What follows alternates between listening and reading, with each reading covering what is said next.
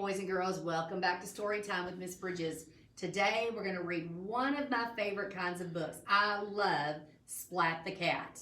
And he's got so many interesting books. He goes to the doctor, he goes to the dentist, he goes to school.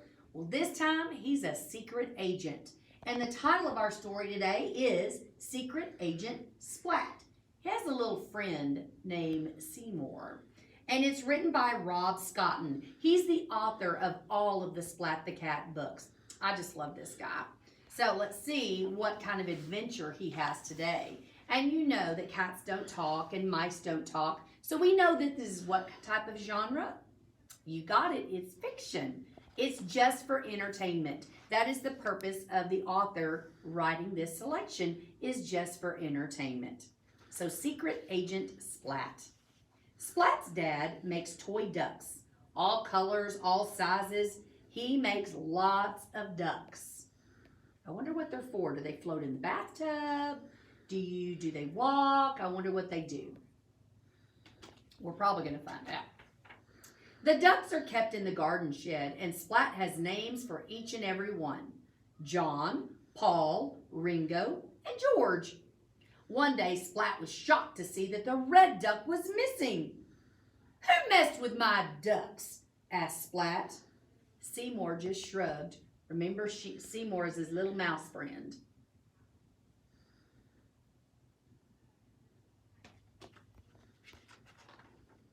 The next day, the blue duck was missing, and the red duck was back. But he didn't have a beak. "Who messed with my ducks?" asked Splat. Seymour just shrugged. The day after that, the green duck was missing, and the blue duck was back again without a beak. It was time to investigate. Remember, investigate is a big 50-cent word for let's check it out.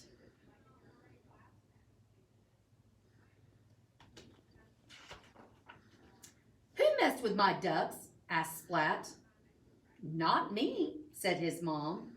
"Not me," said his little sis. "Not me," said his brother. "It seems that no one has messed with my ducks. Not anyone. Not anybody. Nobody," said Splat. "I must find this Mr. Nobody." Because they can't just disappear on their own and then take off their own beaks. Someone's playing a trick on Splat. Splat watched his favorite TV show and made his plans. His favorite TV show is Secret Agent Cat. And that's exactly what he is.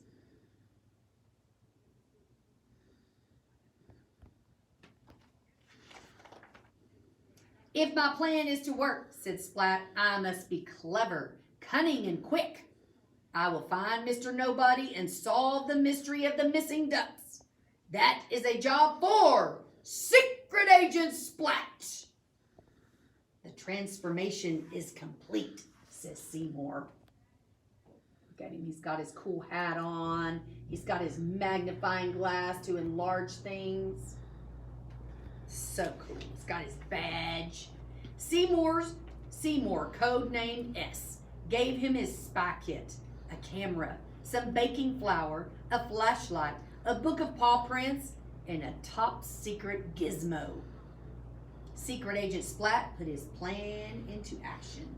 He set his traps. Look at all of his supplies that he has. I wonder what his secret agent gizmo is.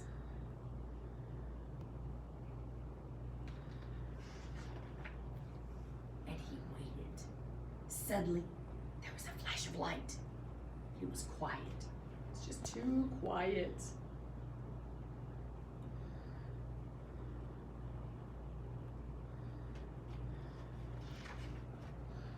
Secret Agent Splat raced to the scene. His trap had been sprung. The camera had taken a photo.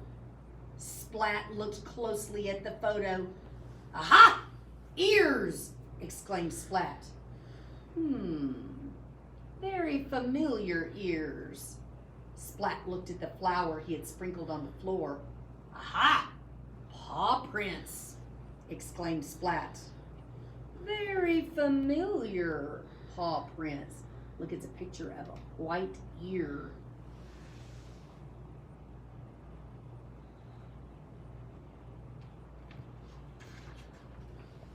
Splat followed the paw prints from his shed along a track to another shed, Mr. Nobody's hideout, said Splat. Looks like snow on the ground, all that white flour. Splat tiptoed up to the door and pulled out his top secret gizmo. He pressed the latch, flung the door open, and leaped inside. Gotcha! Splat cried. Look at Seymour down there saying, "My hero." But I don't see anybody in there.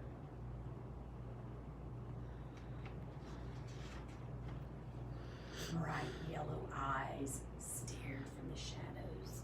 "So, Secret Agent Splat, you found me," replied a mysterious voice. "Aha! A mysterious voice," thought Splat. A very familiar mysterious voice. Splat shone his flashlight and he gasped. It was Spike! Spike, you're my Mr. Nobody? He's supposed to be his friend. And why is he taking the beaks off? Spike turned to run. Splat pressed a button and released his top secret gizmo. Boing! Went the gizmo, and Spike fell to the ground. Look, it's just this big giant hand that reached out to grab him. Look, it's on a spring.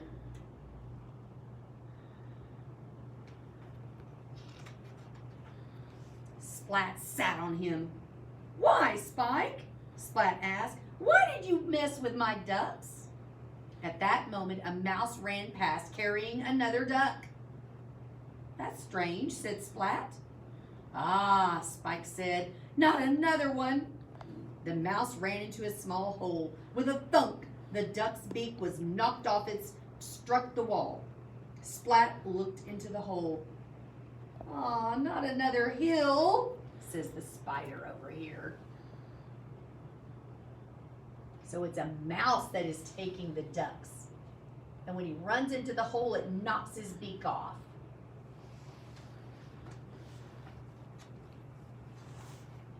The mouse was having a cup of tea with the duck.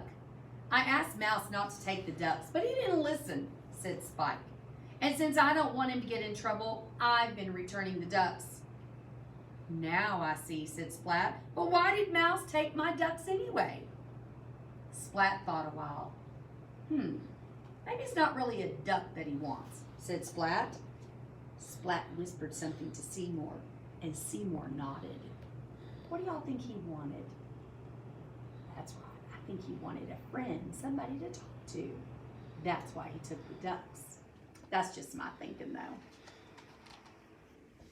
Maybe it's a friend. I was right. The case of the missing ducks was solved. And look at them all having tea and cupcakes together. What a sweet little story. How fun. They had a problem at the beginning. Remember, the problem was the ducks were missing one at a time and coming back with no beaks. But they solved the problem by following. And Splat set out his trap and he was able to find out who was taking his ducks. And then they solved the problem by giving his little mouse friend a friend. I hope you enjoyed this book. I'll see you next time. I love you guys and I miss you. See you soon.